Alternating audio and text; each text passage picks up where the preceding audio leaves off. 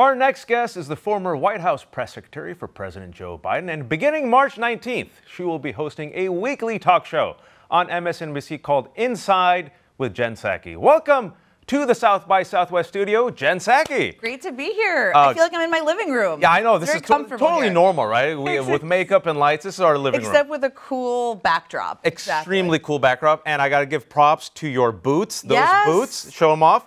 You told me they were purchased where? In Austin in 2008, during the Obama campaign. Once I purchased them during the primary, I wore them nearly every day until he won. So they are, in many ways, my lucky boots. Lucky boots? They're here with me today to talk to Chelsea Handler. And that is loyalty. Thank you so much. And in 9 days, the show is premiering on MSNBC. Yes. You're going from White House press secretary to host. So I'm just very curious. You went from this high-pressure job, White House press secretary, to now this really chill job where you're going to be live on television in front of millions of people, and every single word that you ever mention will be endlessly scrutinized forever, and you will be tweeted at by right-wing media. Russian trolls. And others who have loved me for many years. Lovely people. So what made you decide, as a mother of two kids, to be a masochist?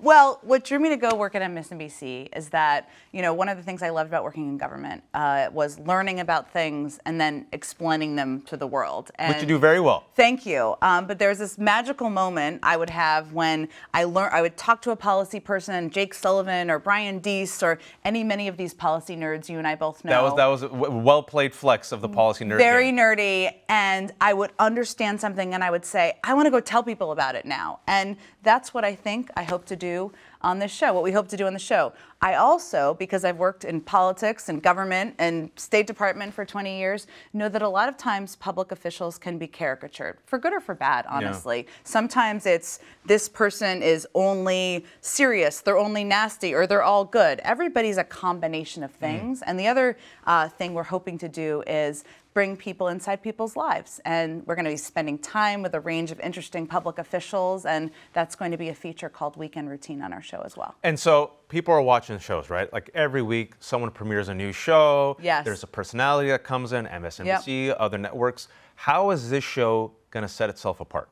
Well, here's what my North Star is. I hope that when people watch the show, they learn something they didn't know before. Either because they say to themselves, wow, I never thought about it that way, or I've heard about that issue, but I didn't really understand what it was about, or I've seen that person on television and I know they're elected, but I didn't know that thing about them. And that's what we're going to try to do. I also am a proud political and policy nerd, and I'm a believer, and I think you are too. I think it's safe to say. We're in Austin. Let me just, let me not flex that right here. You're cool. Yeah. But that people want smart content on hard issues. They do. And I'm somebody who's going to go do the homework, and I'm going to hopefully help bring things to light for people. The critique oftentimes of Democrats is they stay wonky, but they don't communicate. Yes. And what you said is exactly right. People care about these issues. Yeah. Right? They want people to have passion, but they want them to actually talk to them and explain it to them. And you have this, you have the experience of going in front of a hostile audience, the White House press secretary, right? Not always hostile. Not always, sometimes. A fair amount of time. I think your greatest fan was Pete Ducey of Fox, right? Yes, we had a good rapport. Good rapport. It was very nice. It was entertaining. I don't know if it was good for the nation, but it was entertaining. But now you're doing it in front of millions of audiences. What do you think is missing right now from the discourse, right? Because as you know, unfortunately, people don't trust our institutions. Yeah. One of the institutions they don't trust is the Fourth Estate. You're right. How do you repair that?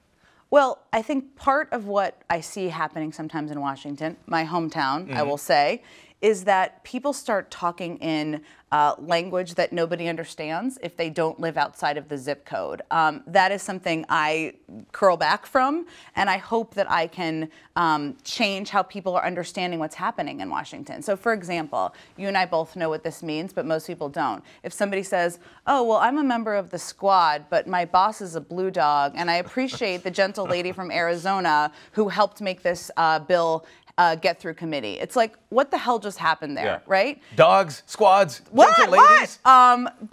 My view is that sometimes people get into vernacular because they may not understand what they're talking about, or it's just easy to yell talking points at people. And I'm a believer that actually the depth of an issue and the good debates that can happen on issues is part of what's missing. I agree. The reason why some folks don't trust news institutions is because some of them lie. Which makes... There's that. Yeah, there's that. Gotta talk about this. Yeah. Huge news. There's the Dominion voting lawsuit against Fox, a defamation case. Right? They're suing them for nearly $2 billion plus punitive damages because they allege that Fox network promoted lies about, rigged voting and the election scandal. As part of the discovery process, what we've learned in the past week and a half is that Rupert Murdoch, in his deposition, admits that I knew that my hosts were lying. I could have intervened. I didn't. We know from the text messages that a lot of these hosts, including Laura Ingraham and Tucker Carlson, knew that the people that were putting up, like Sidney Powell, were lying, and they repeated the lie. They called them the crazy train and other folks, right? And I'm sitting in here watching this, and it's so blatant that the hosts themselves knew that they were promoting dangerous conspiracies that radicalized individuals, Jen, to commit the violent insurrection. And the question I have for you then, as a former White House press secretary and now as a host at MSNBC, is should we be referring to Fox as a news network? And if so, why do we give them legitimacy? I don't know. Probably not. We shouldn't call them a news network. Probably not? Well, we shouldn't, but I don't know if that's the most important question. Yeah. I think the challenge here is all of that is insane, horrific, and everybody should think it's that's just crazy. top of the dome. That's top of the dome. I Right. mean, basically the short version of this, that very, very effective explanation is that they knew better and they lied about it to the public to keep viewers. They misled them and led to a deliberately, conspiracy. voluntarily. Deliberately misled them. That is, I mean, there's a huge lawsuit about it. But the piece here that is very difficult and tricky that I think is not getting enough attention is Fox News still has an enormous viewership. That's right. I don't know if that's going to change. Their business model is not getting Democrats on their air. So I understand and completely relate to Democrats who are saying we should ban it, we shouldn't appear on it. They don't care. I'm not sure they care. Why would they care? So the question is not just what do we call them? Sure, we should decide that. But also, what are we going to do about the fact that they still have an enormous viewership, consuming a huge swath of the country, including independents and Democrats who still watch Fox News? We'll see if that's the case in 6 months, but I don't know. Well, so the reason why I ask that is because, in my opinion, by calling them Fox News and treating them as a legitimate news source, right? Yeah. I believe, you could disagree with me, yes, they have a third of the country, right? Rabid viewers. But by giving them legitimacy and a mainstream platform, those lies infect the majority. I agree with you. What I'm saying is, I think that's just the first question. So so everybody starts just calling them Fox, right? Okay. Then what? Right? Well, that's okay. Then what?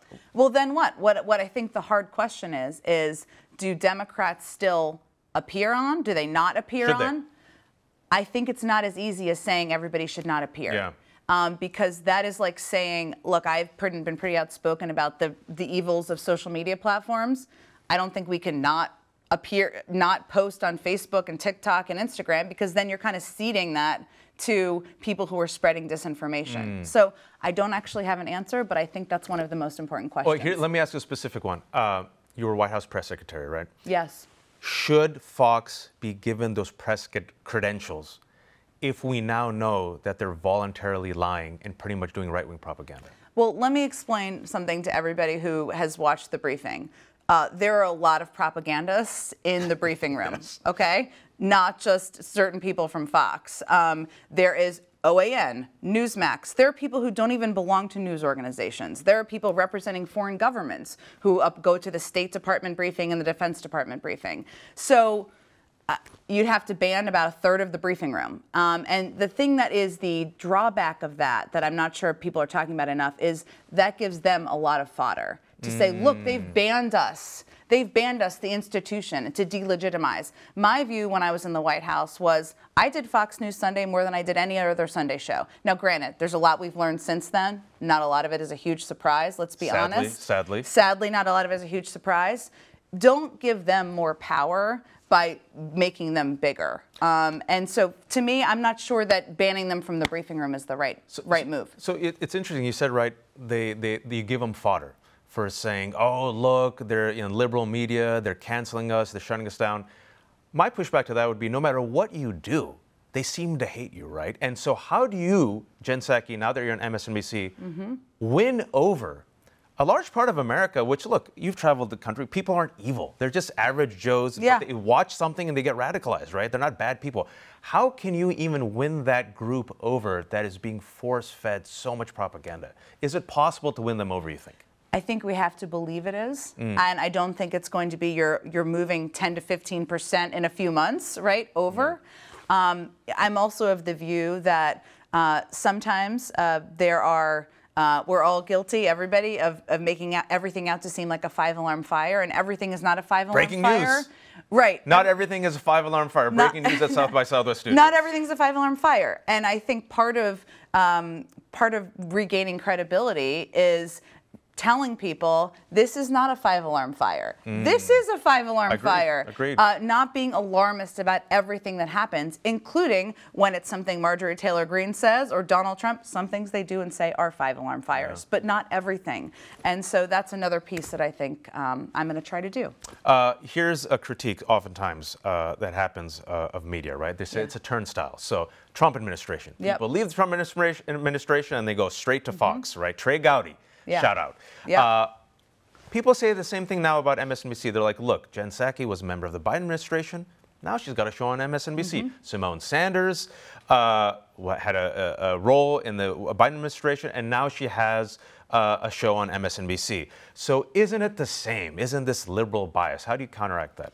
Well, I would say first, you're going to be judged by what you do, not what you say. So whatever I say here matters less than what I actually do. There are things I believe in my core, like the morality of women being able to make choices about their own health care, people being able to marry who they want to marry and be who they want to be. I don't really see two sides of those issues. So would hope most let's just be out there and transparent about that.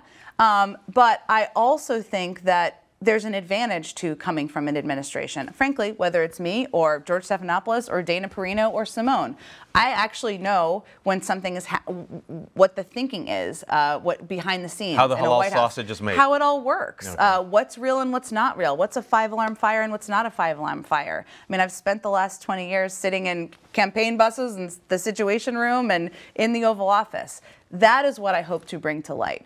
Now, if I go on TV every Sunday and I say, Joe Biden is the greatest thing since, I was going to say sliced bread, but that sounds really boring. He's just killing it every day, and everything he says and does is remarkable and amazing and history making. That wouldn't be honest or authentic, right?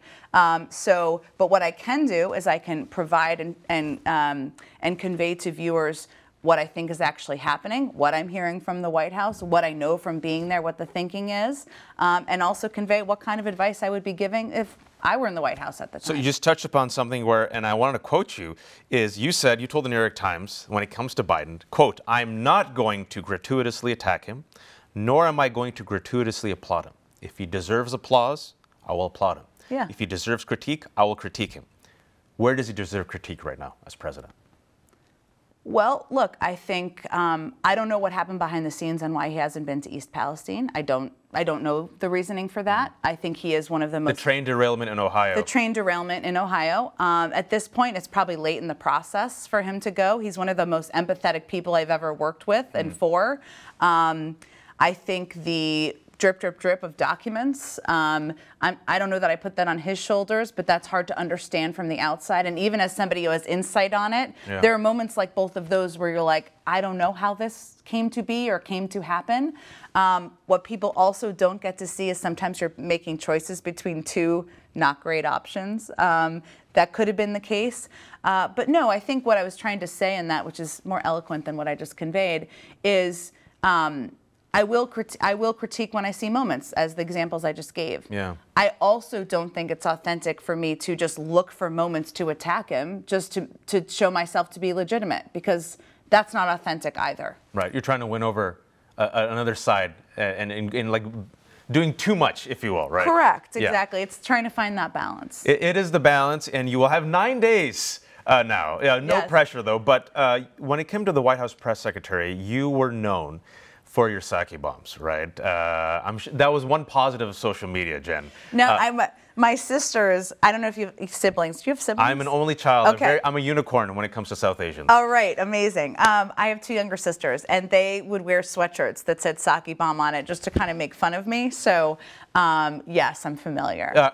What was your favorite Psaki bomb that you dropped? And let me just say, I don't know. You had this rapport with Pete Ducey. I'm just saying. Sometimes he comes in here and it seemed like almost going out of his way. It was like 3 minutes of every White House press secretary conference was like, all right, there's going to be a Ducey Psaki moment. Do you have any Hall of Fame Psaki moment where you're like, I'm proud of that bomb that I just dropped? Something you can flex. Wow. Here's the thing about Fox.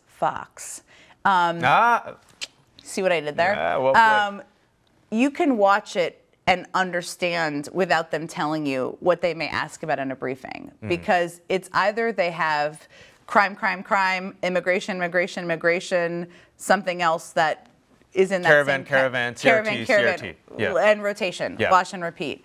And so I don't know if I have an exact moment off the top of my head, but the best feelings ever, and I talked to our mutual friend Mehdi about this the other night. Mehdi Hassan, MSNBC host? MSNBC host, author of a great new book, is when you know they're going to ask about something and you have the receipts in your back pocket, and it's almost like you're just licking. How do you keep yourself from smiling? Sometimes I would smile, and you just patiently wait for them to finish, and then you're like, bomb. Okay. Yeah. But I will say sometimes you knew the questions were coming, and sometimes it was just in the moment. And because we followed the Trump administration and a series of people who didn't exactly provide accurate information from the briefing room, one of the ththings that was important when I started that job was making sure it was not a forum for propaganda. And that meant... And you shut it down, which is why people respected it. It meant you didn't always know, but you had to listen and nip things in the bud when people were just spouting off on disinformation in the briefing room. But it also means you did your homework, which is why I think you'll be a very good host as well, because a lot of this is prep, right? All of it, so much of it's prep. See, we got the quotes. We actually quoted you. I'm trying. I'm learning from you. Inside with Jen Psaki, so let's go inside real quick. You're a parent. I'm a parent. We got a final 2 minutes. You got two young kids around the same ages as mine. You're taking on a lot. In addition to doing the show, you also got to do a newsletter, and you got to do another show on Peacock. They told us, lean in. Women can do it all. And then women are like, what are you talking about? How do you handle all of it as a mom? And why did you decide to tackle this, especially with two young kids? Well, I remember when I was pregnant with my daughter, who's almost 8, so this is a long time ago, I got a call from then Chief of Staff Dennis McDonough about whether I could come back and be the communications director for Barack Obama. I'd worked for him for 8 years at that point. You got the Austin boots to prove it? Yes. And a friend of mine, Bill Burton, a male, not a woman, said to me, that's relevant because sometimes you think women only give advice like this, said to me, I didn't want to do it because I wasn't sure if I could do it with having a baby. And he said, this is a part of your story for your daughter too, right? And part of my story for my kids is that I'm a passionate person about policies and issues and the people who are governing the country, and that's what I'm bringing to their lives as well. What I've also found is that part of what the balance is, the balance, as you know, is like not even the right word. It's like a terrible word. Especially in DC. But it's finding the moments to be present and carving those out. And I've worked really, really hard to do that. Like we do Friday night pizza night, not tonight because I'm here in Austin, but most Fridays, and moments where you are fully present and with it with your children, because those are hugely impactful too. Not as much as being around 24 hours a day, but they have an impact as well. I only have 30 seconds left with you, and I want to give you a moment to talk about your conversation with Chelsea Handler, which is going to be at South by Southwest Studio. What are you most excited about talking with her? I mean, I'm just trying not to laugh the whole time. You can laugh. She's absolutely hilarious. Maybe I will just be laughing there. I think she's one of the most interesting people out there today because she has both been, trailblazer is a very overused term, but she kind of is. I mean, she was the only female late night host when she was doing Chelsea Lately. But she has kind of really moved in her career to be a person who is a commentator on political issues. And I think sometimes politicians, people you and I know well, undervalue the role of comedy in impacting people and influencing people. And I'm just looking forward to talking to her about all of that. Jen Psaki, thanks to so see much. you, as White House always. press secretary and now MSNBC host. Her feature session with Chelsea Handler takes place today at 2:30 p.m. in Ballroom EF at the Austin Convention Center. And again, Inside with Jen Psaki will premiere and airs Sundays at noon on MSNBC. In 9 days, you can find our complete schedule of interviews on our website at sxsw.com/studio. Our studio interviews are also streaming live during the conference on our YouTube channel at youtube.com/sxsw. And we will be back live at 12:30 today with the Secretary of Energy, Jennifer Granholm. I'm your host, Wajahat Ali. Thanks for tuning in.